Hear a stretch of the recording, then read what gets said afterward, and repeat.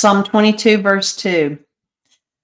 Why do you remain distant, refusing to hear my tearful cries in the day and my desperate cries for your help in the night? I can't stop sobbing. Where are you, my God?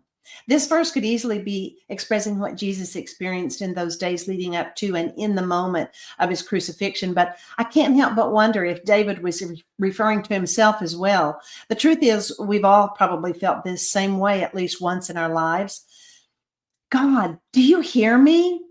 Remember, God always delivers. Let's look at the one who came to destroy the power of helplessness and brought us to the victory line. To me, the blood of Christ began to flow in the Garden of Gethsemane. This is where we see a glimpse into Jesus's human response to the cross.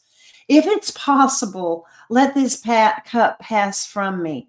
We hear the trepidation in his language to the Father as he wonders, is there another way? As painful as it must have been for the Father, he knew he had to let his Son complete the mission that he sent him to do.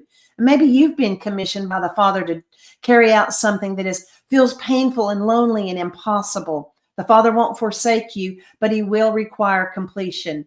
No one knew better than Jesus. His earthly life and ministry were for one sole purpose, to bring us safely back to his Father and our Father.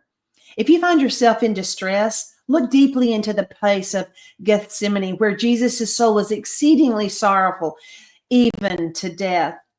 That's where your life is hidden in Christ, a place full of joy and peace and free from worry, distress, and all the cares of this life. That's where the victory is found. It's hidden in every moment that Christ obeyed the Father on our behalf. In the Garden of Gethsemane, Jesus was crushed with every human emotion known to mankind. That garden squeezed until that all that came out was the oil of obedience for the sake of you and I. The Father heard him loud and clear, but the message and mission stayed the same.